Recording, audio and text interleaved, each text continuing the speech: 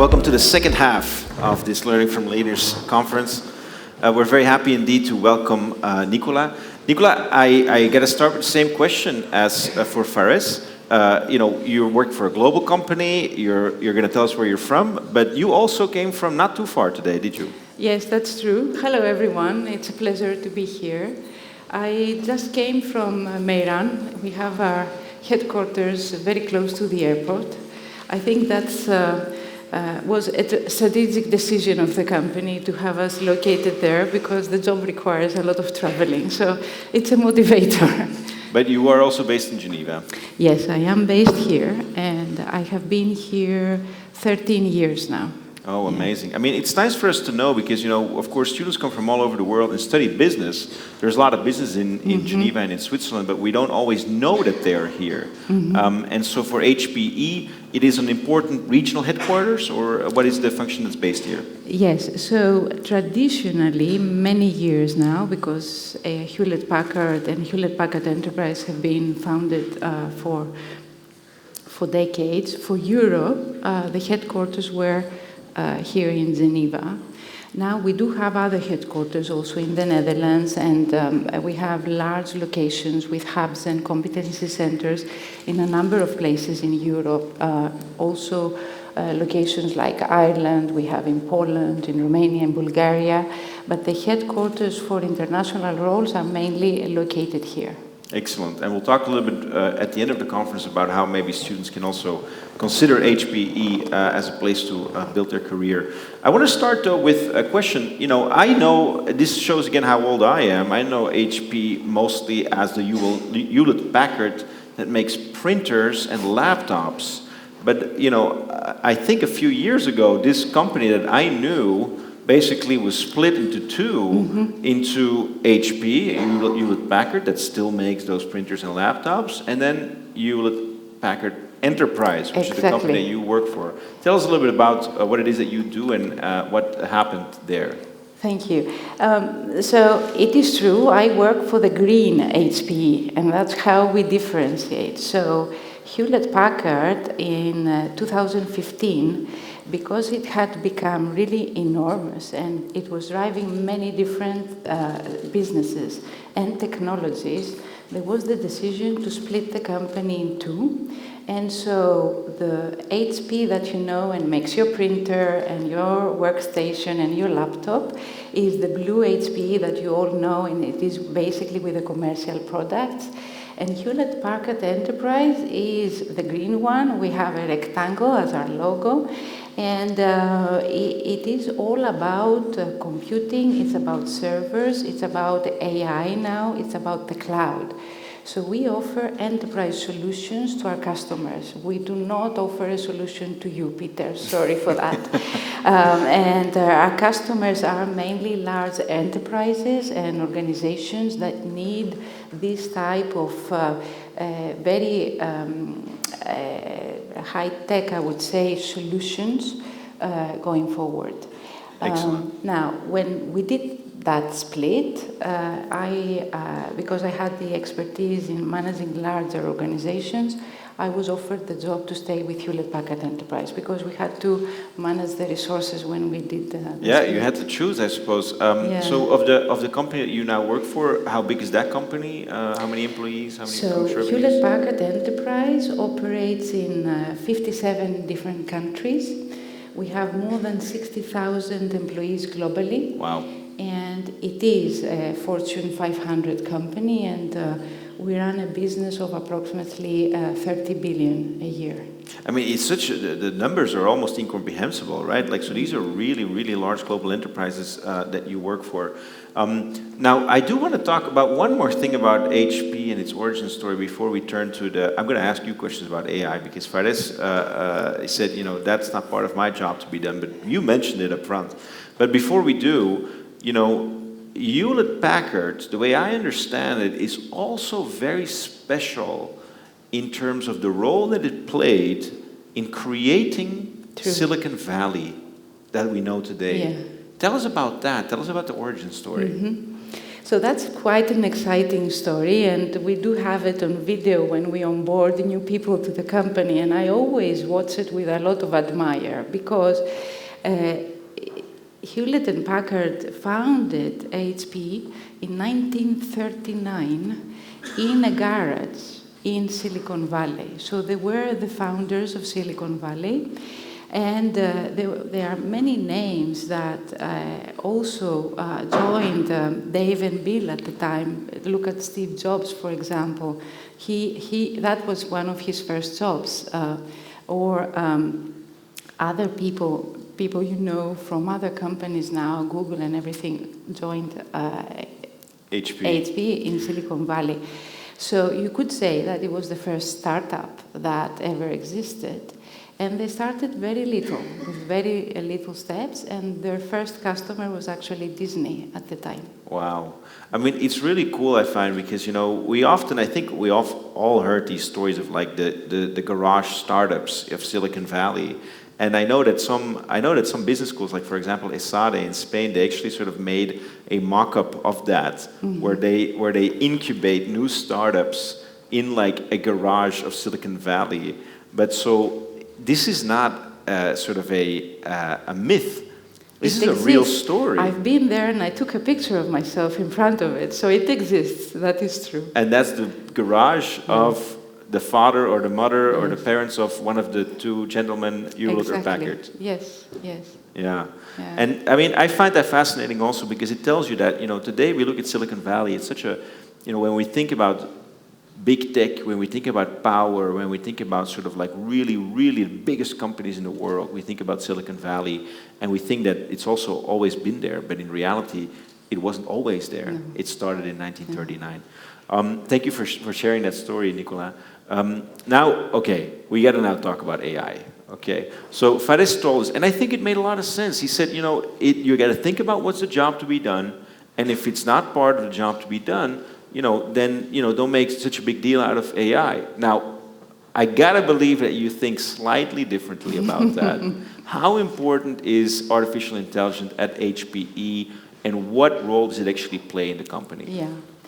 So I'll start a step just before that. So Hewlett Packard Enterprise is a company that has all the technology.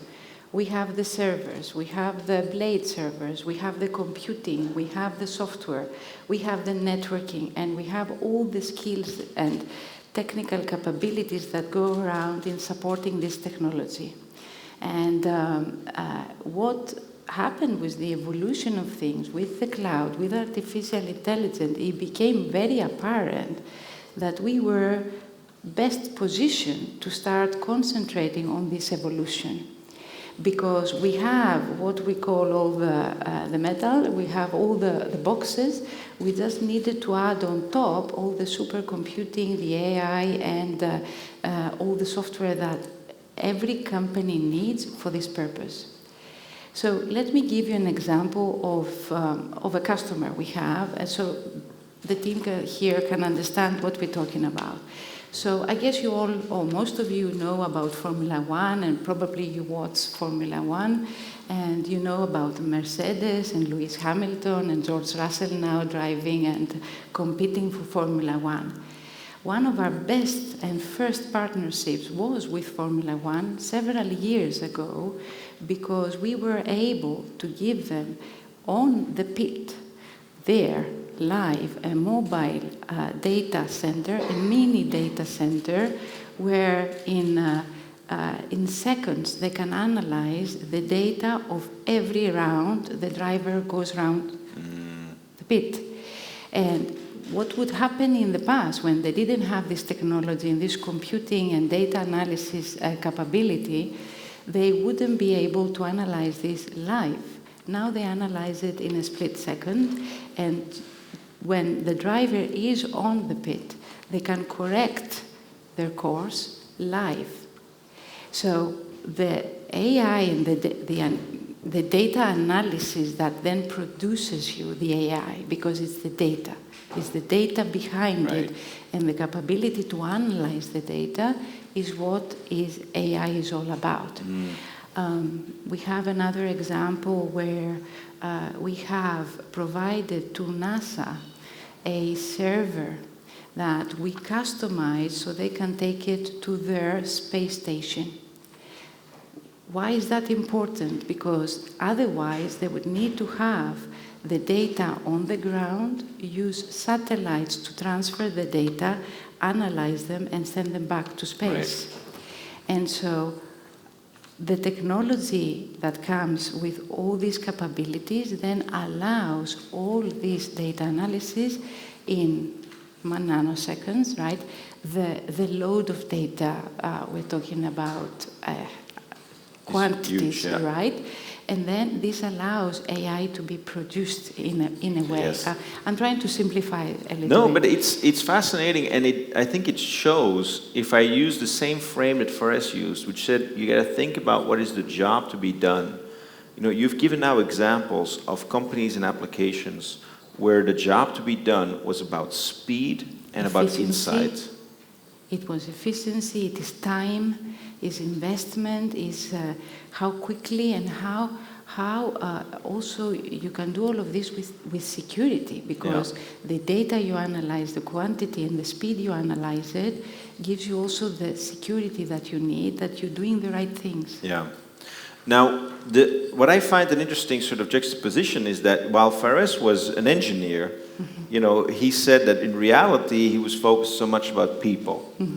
And now you've been talking about technology, but your background is actually in people. You're an HR officer. That's true. Tell us what it is that you do at HP and HPE, I should say. So my job is to ensure that in every country we operate, so every single employee, team member of these 60,000 team members is able to work in an environment that is inclusive, it is inspiring, it is productive, that they have the tools and everything they need to be able to be successful in their job. Yeah.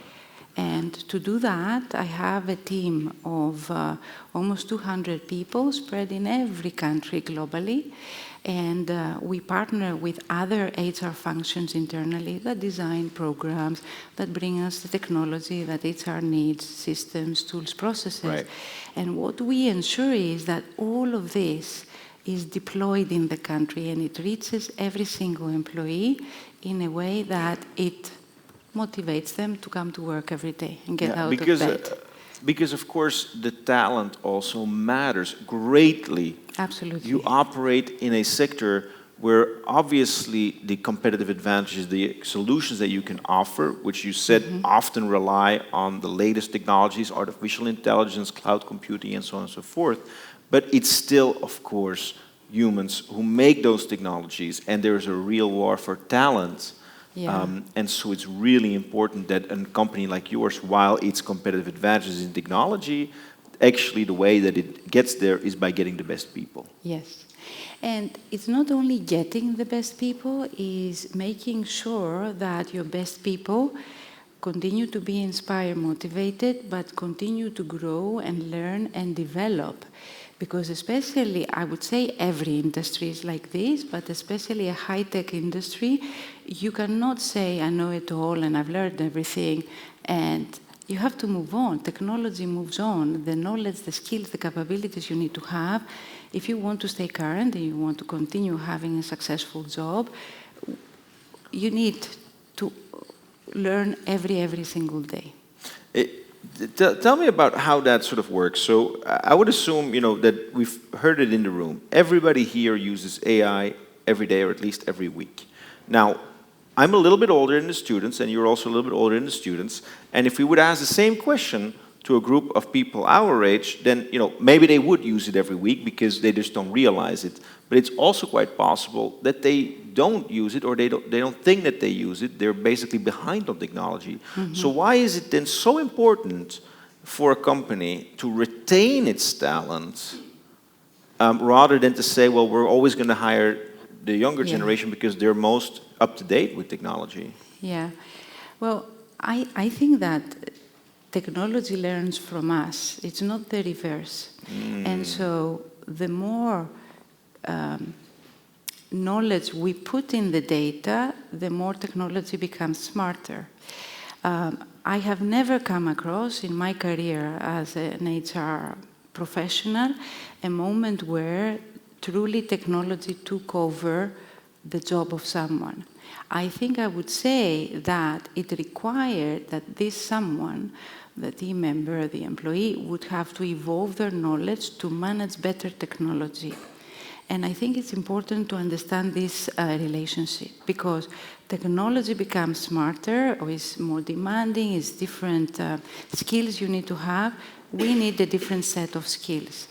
All this discussion a few years ago that AI would take the jobs of people and everything, yes, it could be, but we need different jobs, different skills to grow, because statistically, and all the research shows that, yes, some jobs have evolved or there are different demands, but it is not that this happens on its own, let's say, from one day to the other. Right. It comes with an evolution of skills. It's really important what you just said there, and I think it bears repeating. You know, you said three things that really stuck with me in this answer. The one is technology learns from us, not the other way around. Mm-hmm. I think that's very powerful, and people should really remember that, bear that in mind.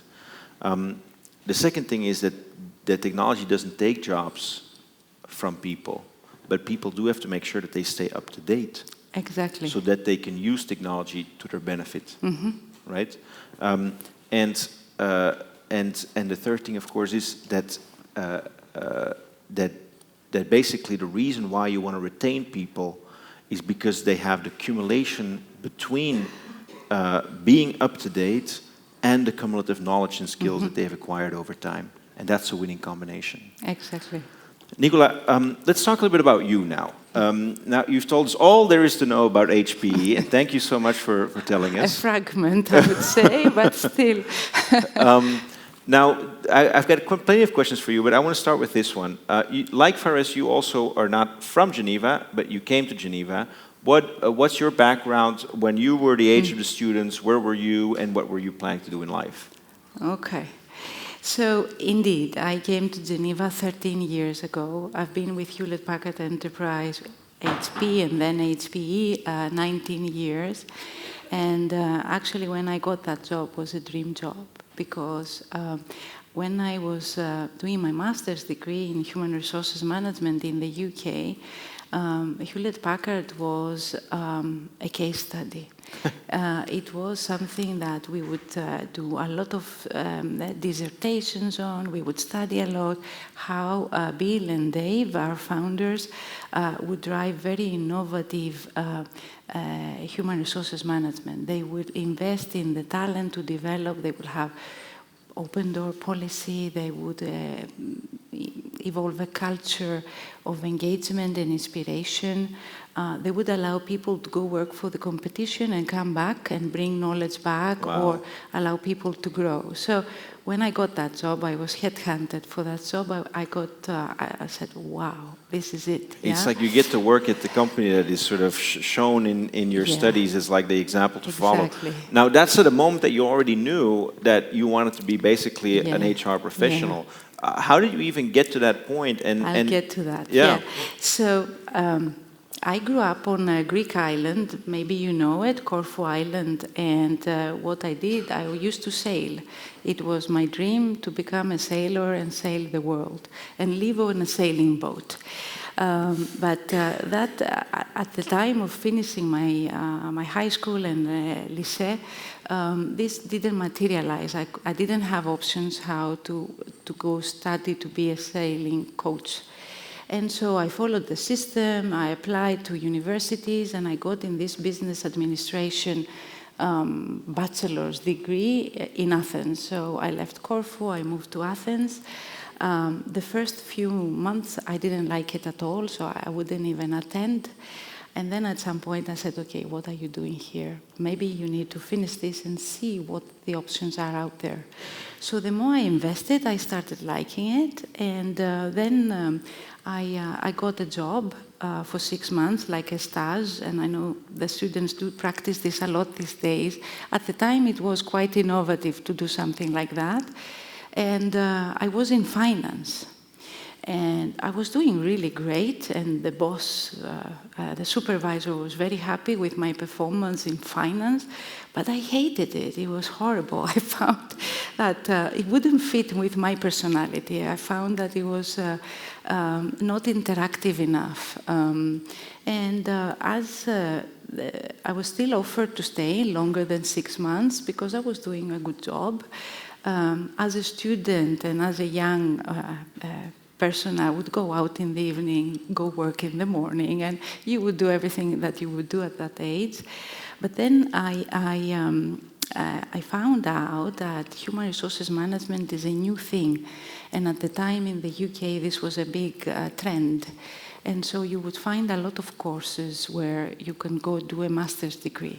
So I finished my studies, I had my experience in finance, I knew I wanted something that is more people-oriented, and I went and did my master's degree.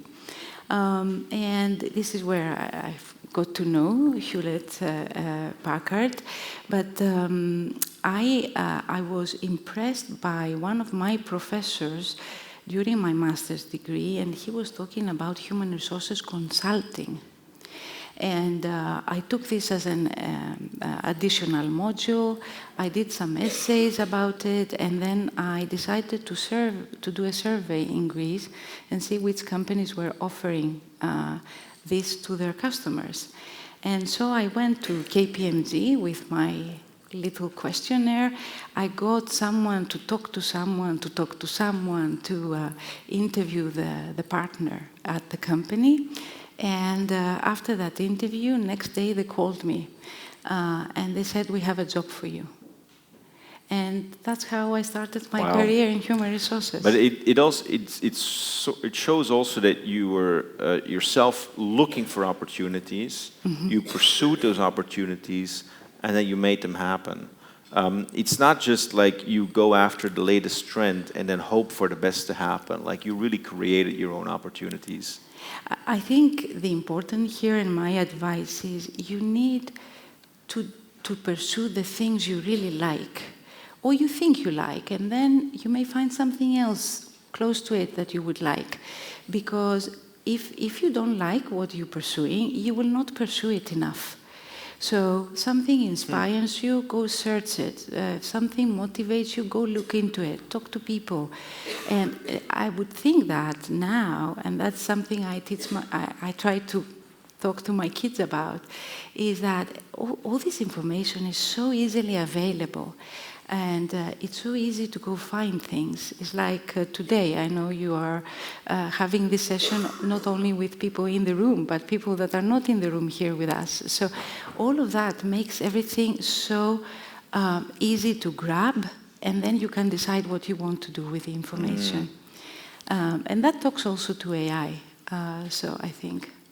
You know, Nicola, one of the things that strikes me about you is, you know, you're now at the pinnacle of your career, you know, like leading HR in one of the world's greatest companies, but also a company that's specifically known for being great in HR.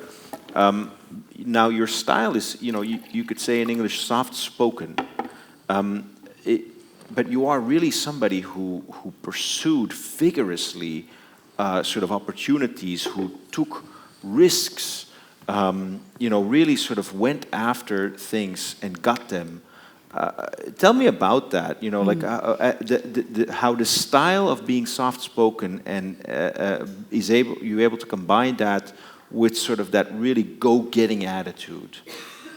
Well, I'll tell that to my kids, you know. I said, but they might know you more from being the strict mom. The truth is that when an opportunity would come in front of me, so I was working for KPMG for 5 years. I really worked hard for 5 years. It was a very tough, very demanding environment. I remember myself working all my weekends, working really late hours. At the time, that was the way to learn. It was the only tool to learn on the job. And so I worked really hard, and an opportunity came along to go work for one of my customers, as it usually happens. Yes. And that was a French company establishing itself in Greece, which actually now is a customer of HP, Thales Electronic Systems. And they approached me, and I said, it sounds interesting, why not?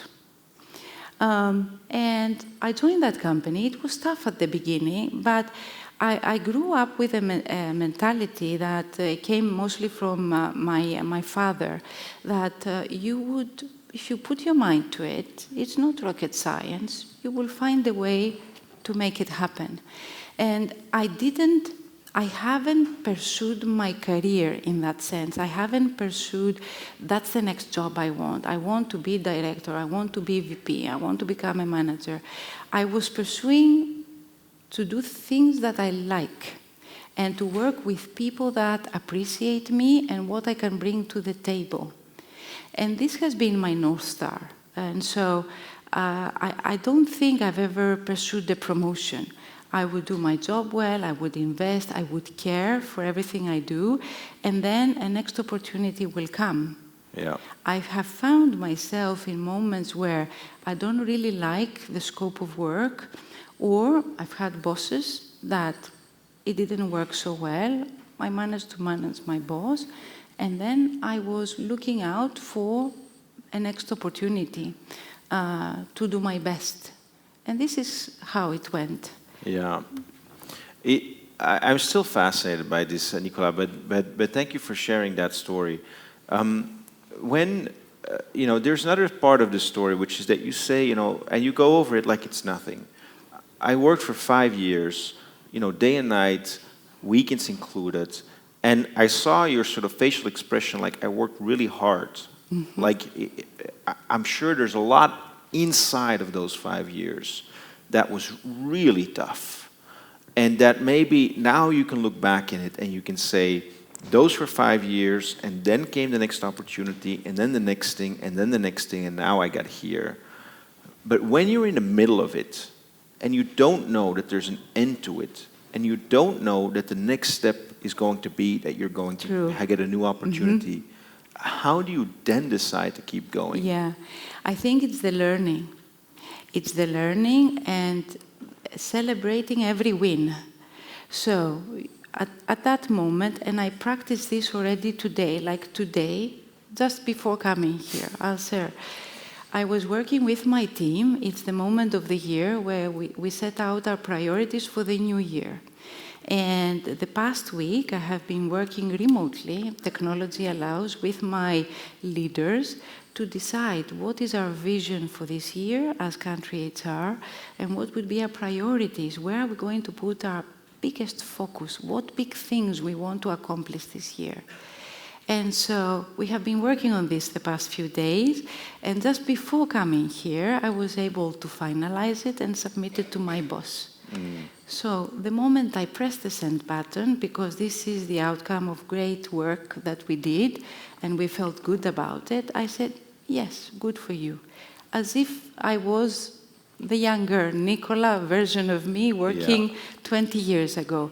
And that's, I think, something you need to carry every day. You need to celebrate the little things and take fulfillment from the things that you accomplish.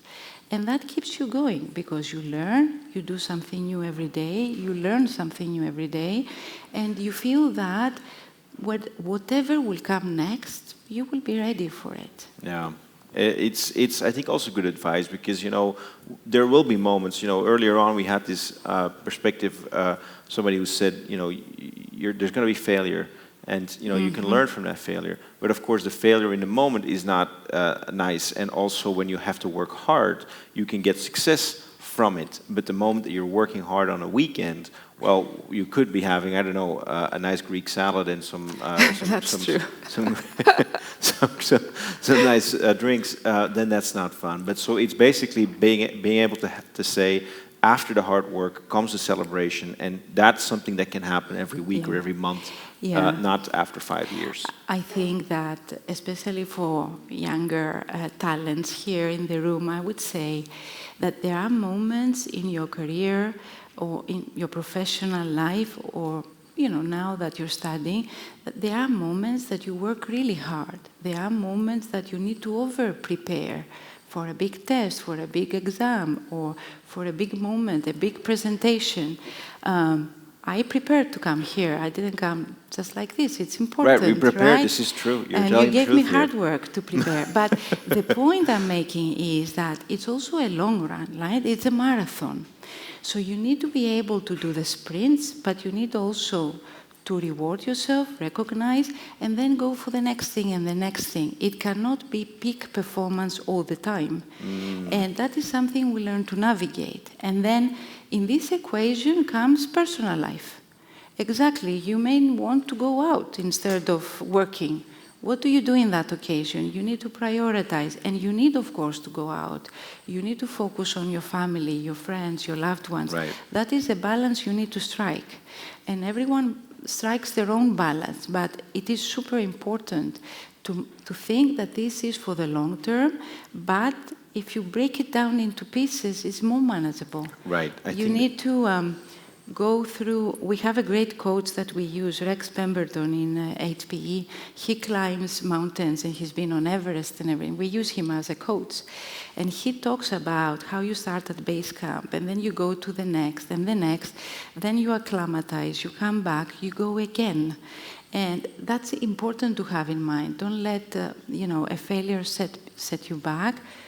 Take it as a learning to restart again and change direction if needed. But I think that's what gets you through a long journey at the end. That's great. And I've often heard this expression that it's a career is a marathon, not a sprint. But Nicola, it strikes so much more as being genuine when it comes from a Greek person that actually knows. I haven't run a real marathon though. But you know what I mean? And it's not on my bucket list either, I have to admit. Because what you said about the fact that if it's a marathon, yes, you can do small sprints in the interim, but you can't do peak performance all the time. In other words, you cannot sprint a marathon. No. And I think the person who originally ran a marathon can confirm that, or he could have been, because he died when he arrived, because he did consider it a sprint, right? This is the original story, yes, of marathon. Yes. The guy who went to warn the king. I got one more question for you, and then we're going to turn to the audience. Sure. I know that we talked about it earlier, that HPE, so many talents, 40,000 people today, 56 countries, and that you also have big operations here. Imagine that anyone in the room says, I'd like to actually be the next Nicola. In other words, I would like to start my career at HPE. What opportunities are there, and what are you looking for today? Yeah. So I would actually love that everyone in the room is our next recruit in HPE, and that is something we really invest in. We are running every year graduate programs, and we do believe in HPE in long-term careers. So people join very early after university or during their studies. We have a lot of interns, and what we support is that you would complete your studies or join us after your studies. You would join in a couple of years university graduate program, and you would start your career with the company. For us, that is really important because we are one of those companies that now we have the 5 ranges of generations, and we need to continue filling the funnel of young talents in our pipeline of talent, because we have also very senior people that we want to transfer the knowledge to younger talents before they go on their pension, let's say. Indeed. So this knowledge transfer is part of our culture, and that's why we really invest on having graduate programs in every country, with larger or smaller, depending on the year, but we more or less manage to have this every year in the company. It's amazing to hear, and I'm sure it's going to be having some practical consequences. So anyone in the room who would like to consider that, I'm sure you should check out hpe.com/careers or something like that. Yes, exactly. I got that right. That's great. But it's nice to hear also because, you talked about the crucial role that HR has at HPE, and when you say things like, we've got several generations working in our company right now, and the knowledge transfer between those that are going to be departing soon and those that we aim to recruit is a really crucial part of our company's success.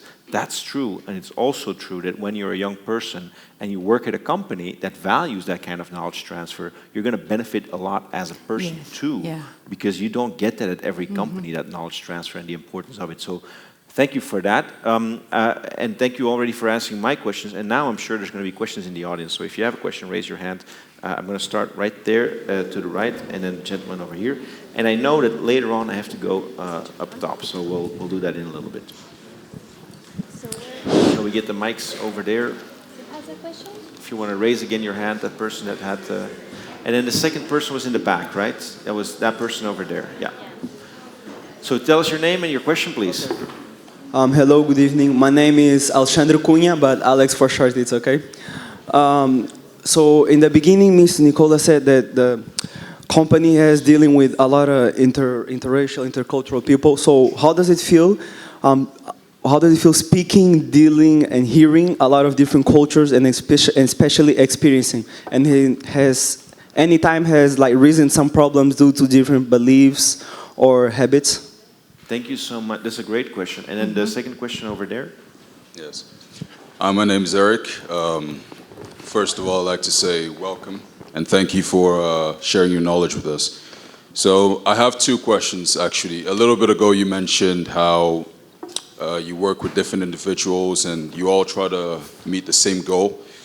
One of the things I believe are not talked about enough is the fact that certain people may try to drag you down or kind of become a problem for you in the company. And I'd like to ask, what was that like, or what is it like, and what did you do to overcome some of these obstacles that follow such adversities? Great questions. Wow. Thank you to both of you. I'll give it a go. So, in terms of culture and operating in many different countries and working with many different nationalities and cultures, this diversity, some people like to call it complexity because it's too much for people to navigate through and everything. To my view, this diversity is the beauty of being a global company. And we foster a culture where we respect culture, with different languages, people coming from different races, and that is something that has been the focus of the company for many years, and it is our role as human resources team to advocate for that and foster for that.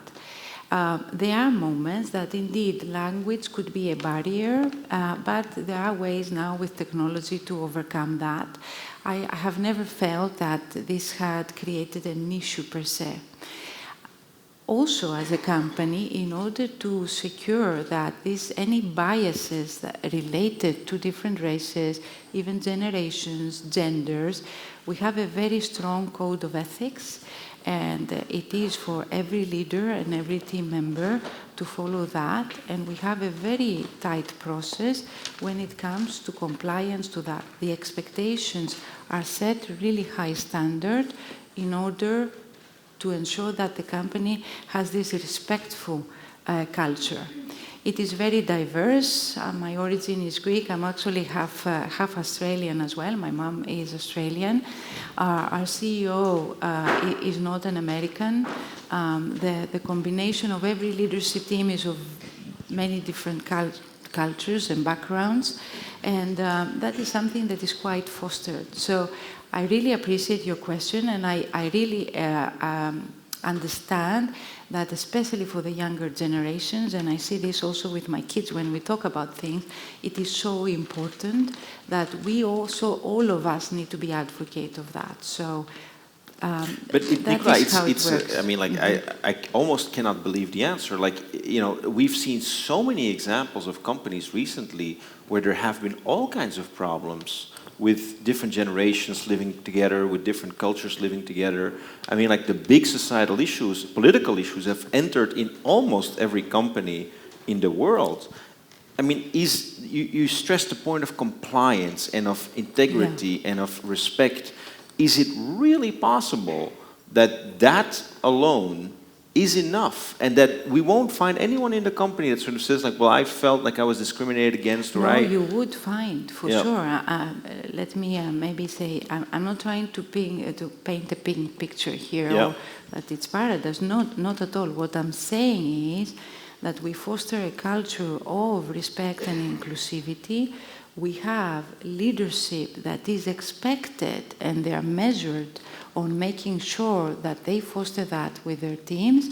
We have the code of ethics, and we have the processes to secure that this, if someone, let's say, feels not included or feels discriminated, they have somewhere to go to talk about it. Yeah. And if they go and raise their issue, there is zero tolerance in retaliation because you raised an issue, and there is the mechanism to address this, either with warning letters of those who had the bad behavior.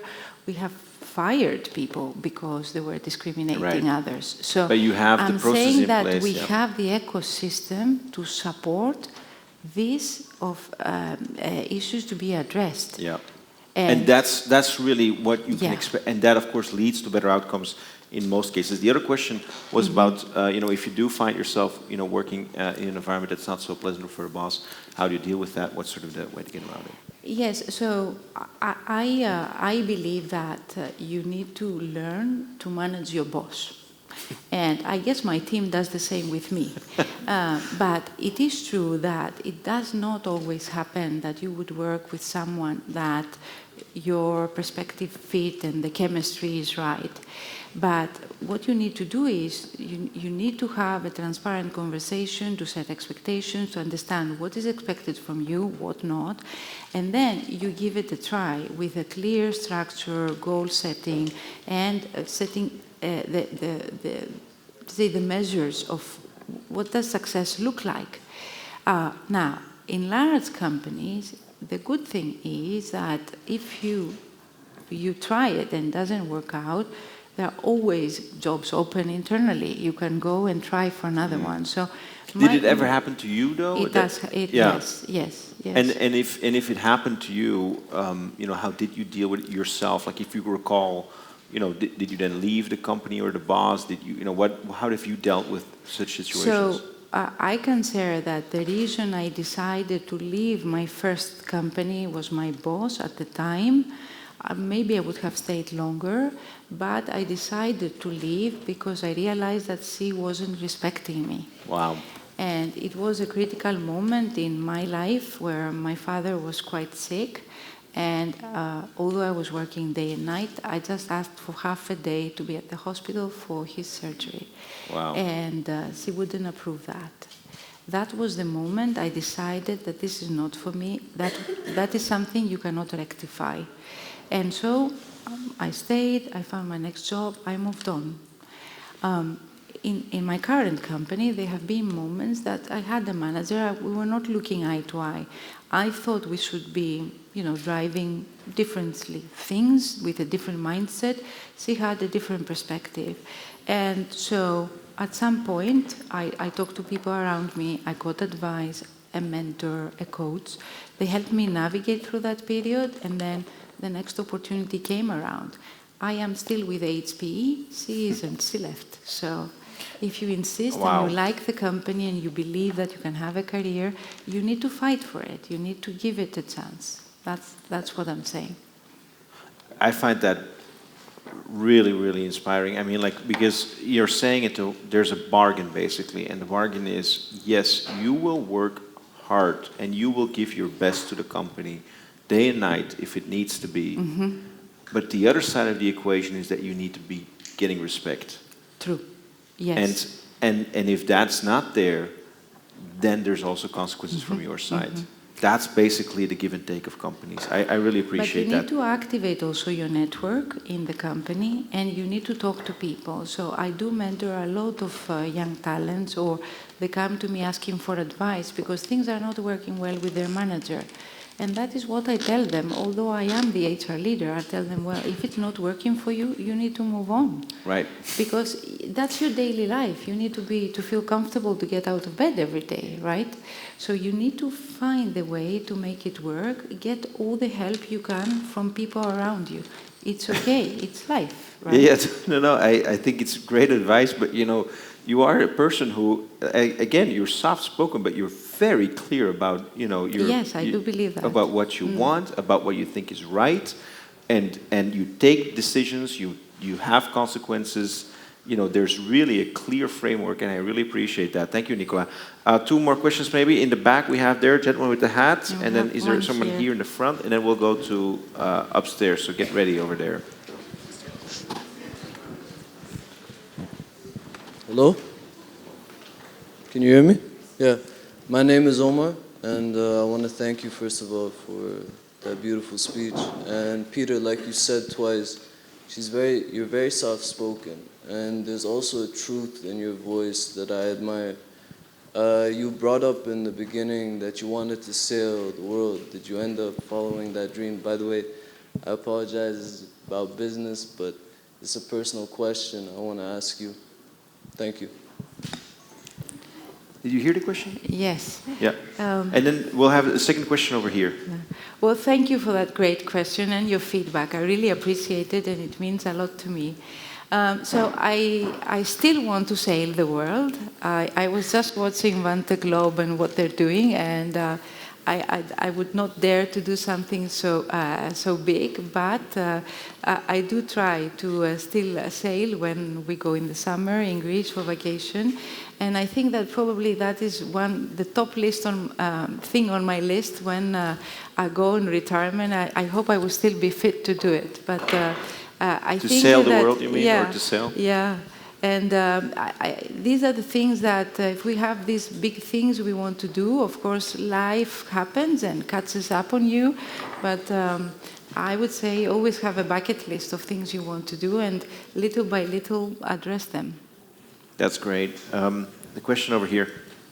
Okay, yeah. Hi, I'm Nicholas. My question is more related with, you talked about HP being one of the first startups and all the relation with Silicon Valley. So it's more related to how HP fosters entrepreneurship in the company. How do you see it going in the future? Do you support entrepreneurship inside the companies? And how would you manage that process so that there's no culture clashes as well?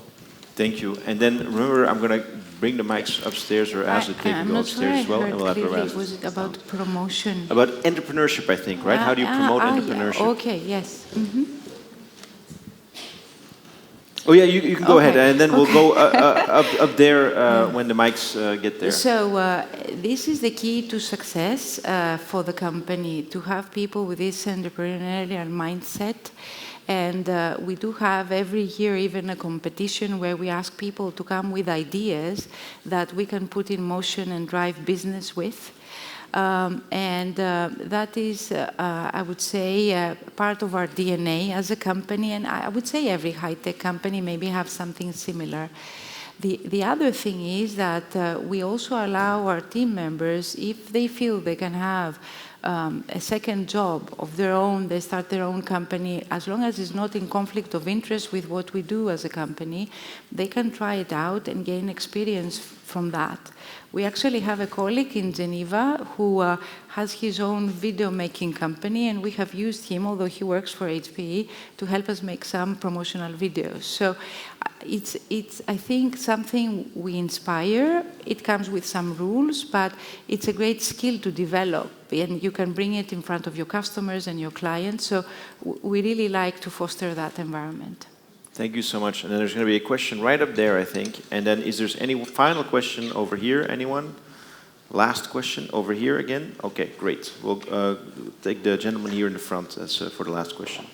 Go ahead. Hello, my name is Chloe Helbling. You appear a bit to us as God. As where? Sorry. No, I am introverted by nature. You're doing great. Keep it up. I found your story very inspiring because it's quite similar to the ones of my ancestors. My grandfather, Carlos Helbling, he was from Swiss German ancestry, came from Rapperswil. I'm actually doing a personal project about it right now, with the help of some friends. And essentially, he met my grandmother, Anka, or, well, I call her Anka, but her name is Stefani Ankita, and she had to flee from Romania in the Second World War when she was 7 years old, because she, the Holocaust was happening. She actually stayed quite a few months, almost a year, in Geneva, Switzerland, where she was taken in and cared of, her and her family. So my great-grandfather, her father, was a Romanian journalist, and he brought his family there as a means to escape. After, I think it was under a year, the Swiss government told her that they had to go. And so she took a boat. Well, her family, they walked for days. They took a boat from Bilbao in Spain and went on a long 2 to 3 month journey to Buenos Aires, Argentina, where she met my grandfather, Carlos Helbling.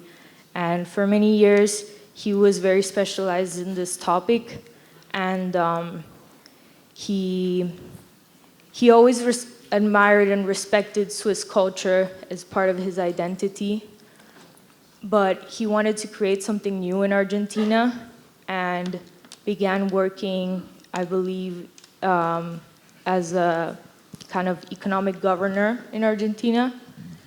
I'm not sure of the details. I'll have to ask my grandma when I see her.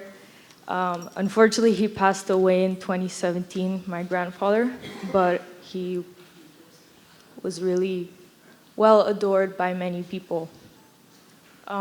So my question for you is, I guess, coming from a similar background, what challenges and adversity, well, not challenges, but what future strategies would you like to see furthering adversity and diversity in general for all women in Switzerland?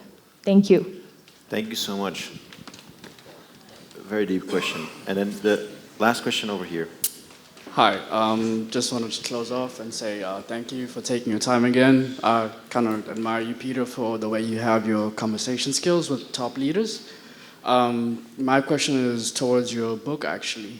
How do you see the future of leadership going in the next decade or so, as you have been able to talk to so many top leaders? Thank you, ma'am, again for showing up. I really appreciate it. You have great insight into your practices.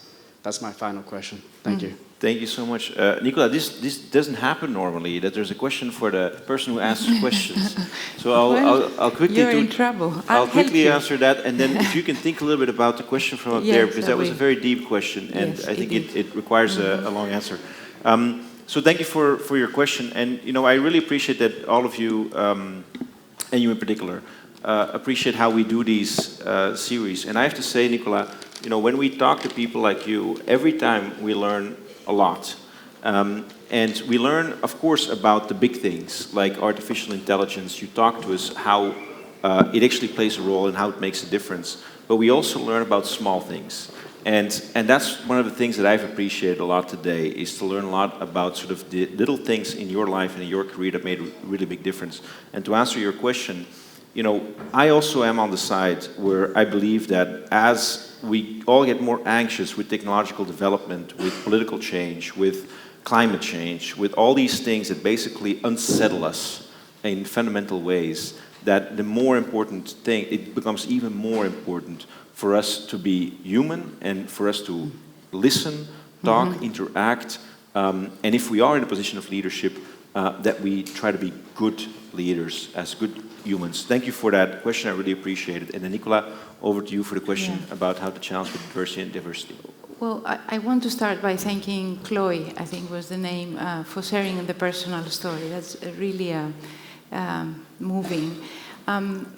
I think that from a diversity perspective, be it gender, be it generation, be it preferences, be it race, we are going through an era now that is the right moment, because it is an issue, the issue is on the table, and all the companies want to address it. Some companies more genuinely, some companies just because they need a metric and it makes them attractive. But still, I do believe that now it's the moment, and I see a great diversity in this room, where you need to go for it. And that's the moment where the companies are a little bit more open and more welcoming people with diverse backgrounds. As a female in this corporate environment, I have faced difficult moments.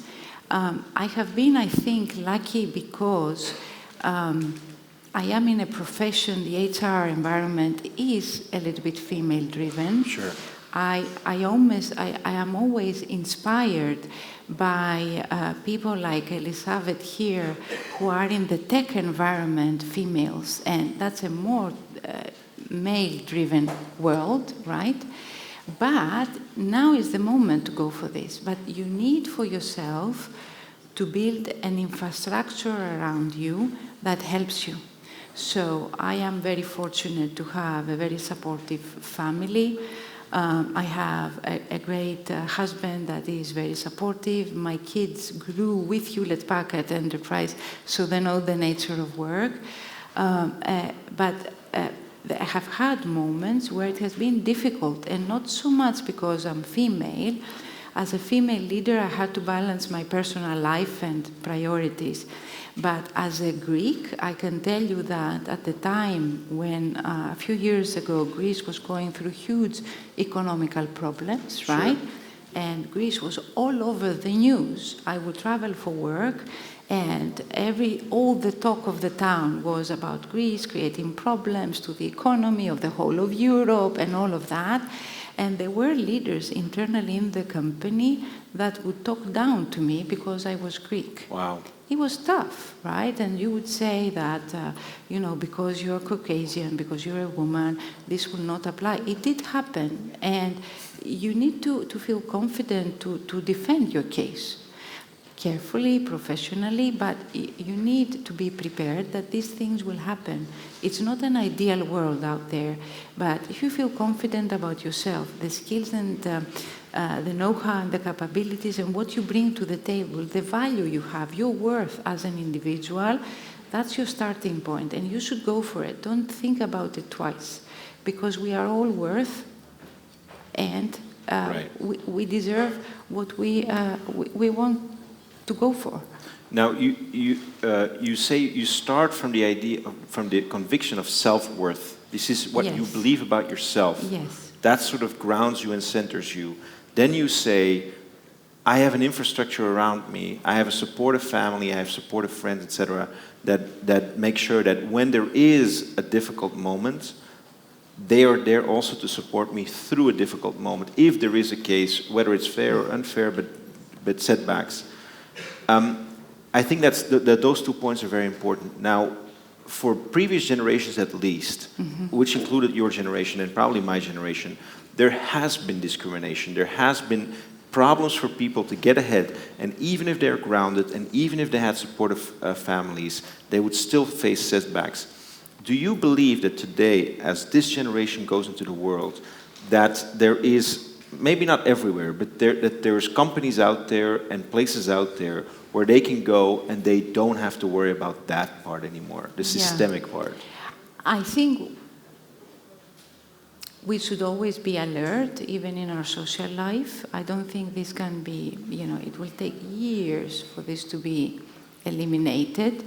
But I think the younger generation should feel that if they face an issue, the companies now are more alert, they're more equipped, they have more processes and ways for you to raise your concern. And if the system works, then you have something to rely on. That's Right. what I'm saying. Yes. I'm not saying it doesn't exist. That would not be pragmatic.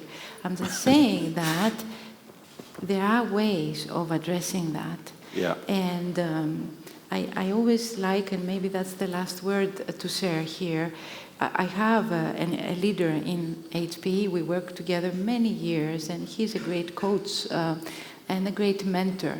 And whenever I've been in a difficult moment, he would say, Nicola, you will survive this. And it stays with me, right?